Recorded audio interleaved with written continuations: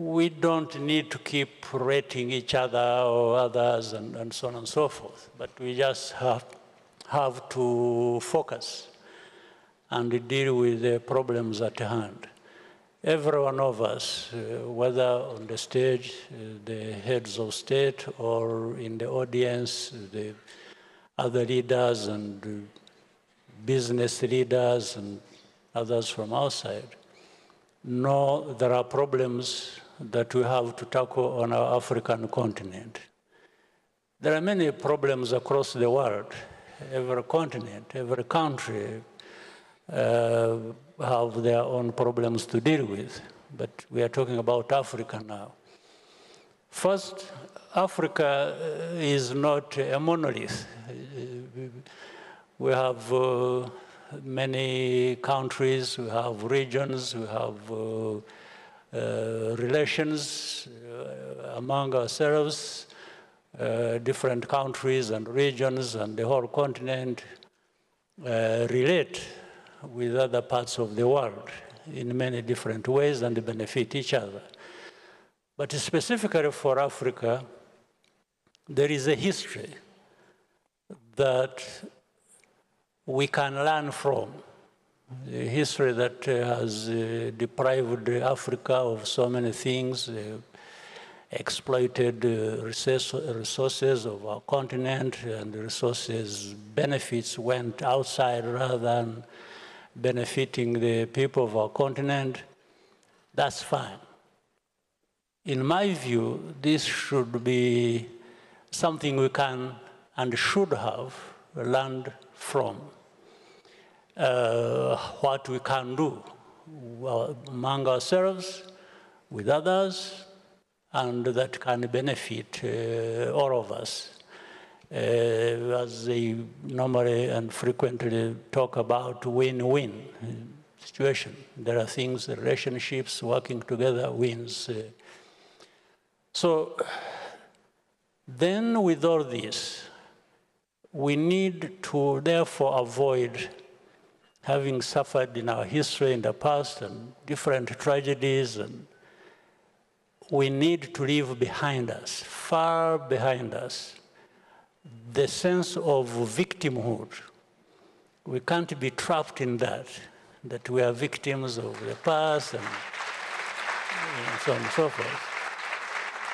So we just need to seize the moment, because we really have everything that should do us proud, whether it is the resources, natural resources, or human capital, or all kinds of things. So having said all that, we see problems everywhere, also in different parts of our continent.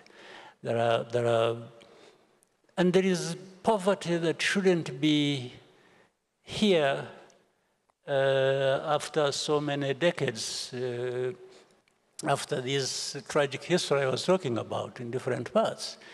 And if we look at ourselves in comparison with other parts of the world, there are certain African countries or regions that were better off than other countries on other continents, let's say 50 years ago. And now what has happened on our continent, there has been either stagnation or reversal of the gains we should have been making or had made. And these countries that were so much behind us are hundreds of times better than us. So there is a question you must answer, certainly. That comes down to leadership, though, doesn't it? It does. It does. It does. I was just telling this story so that I talk about leadership in conclusion. I was giving a background. So what is lacking, therefore? What is it? Indeed, there is that leadership. There is that unity around the purpose. There is, taking the opportunity that is before us and translating it into the aspirations, the needs of what people are capable of in the first place. So this requires leadership, it requires governance, it requires accountability, it requires assessing and challenging ourselves and, holding us, ourselves accountable in case you expected something out of your effort and it is not there. We should be able to say why.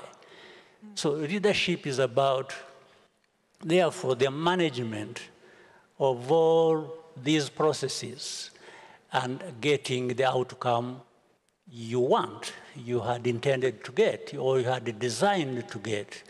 So leadership is not just something in abstract. In the end, and it's not just a theory. In the end, it must give you something that is tangible, that you can see, that you can touch, that you can feel, and even put in numbers. So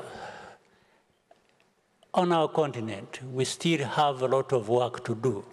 And it doesn't serve us well that we blame each other or we point fingers. But no, the fact is for us being able to simply seize the moment and to do what we ought to do to deliver for our people and therefore the whole continent. The risk profile for Africa is deliberately exaggerated.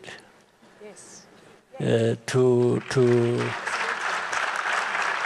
benefit those who, anyway, dictate the way things go. Want favorable deals for themselves, basically. Absolutely. So we have to be clear about that. And this fits into some of the topics that were discussed here when we were talking about whether Africa is at the table or is on the menu, and I think many times it is both.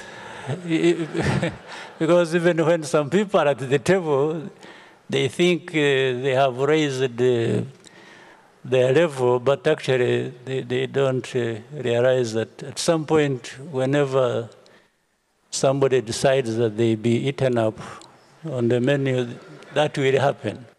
So, but we should be very conscious of that, and therefore, not to deceive ourselves, but operate as people with that, coming from that background or the context of what dictates things in the world. So in our case, we have had great partnerships. And from the beginning, partnerships for development, partnerships in economic activities, in partnership for development, from the outset, that was like 15, 20 years ago, we got our partners used to the fact that this is our country, these are our problems, we must address them, we appreciate partners, we appreciate support, we appreciate everything, but we don't appreciate anybody trying to replace us in our own affairs and do either to do things for us or to dictate to us what we must be doing, because we kept saying we are the masters of our own destiny. What's the ratio of the guys coming in and wanting to dictate versus the guys coming in wanting to actually do something good? Well, those who want to do something, we sit and discuss. Yeah. There's what we want, there's what they want. So we talk about how each one of us benefits from what is under transaction. So it's fair for them, it's fair to us. So we make sure that that is what happens. Let me tell you a couple of things. We've done different deals in sports, in different areas.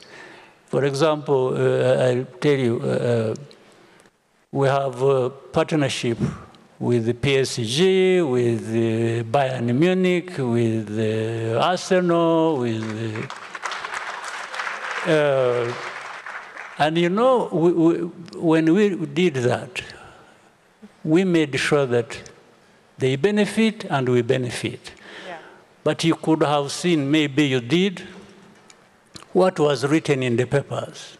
Yes. Saying Rwanda, how does Rwanda go for this, or they are spending money on this, they are doing that, and we had to keep explaining. So we are spending money, but we are receiving money too. So it is not just spending. The money we spend is, even when you spend, sometimes I go watch football, even in the stadiums, here or there in those countries where we have partnerships.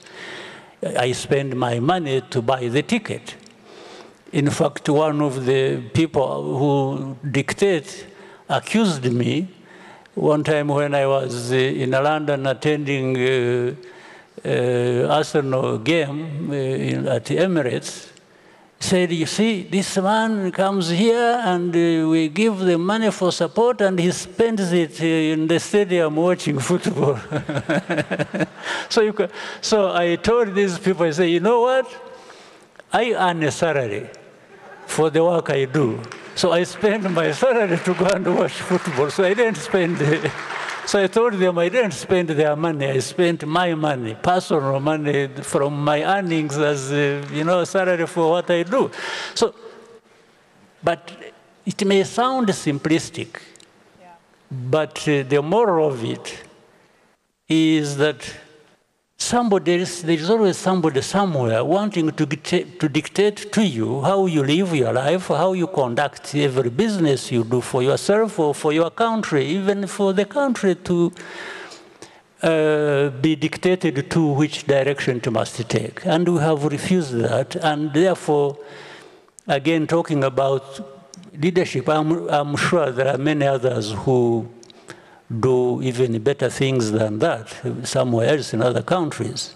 But it still comes to leaders in any level of society being able to identify the purpose of what they want, how they must achieve it, and how, therefore, even for self-respect, yes. We cannot have a relationship that is lacking respect.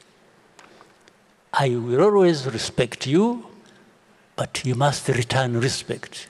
It's the criticism and the hypocrisy that really is painful. You know, the criticism and the hypocrisy that we see from the West in particular, that is particularly painful to hear a lot of the time, you know.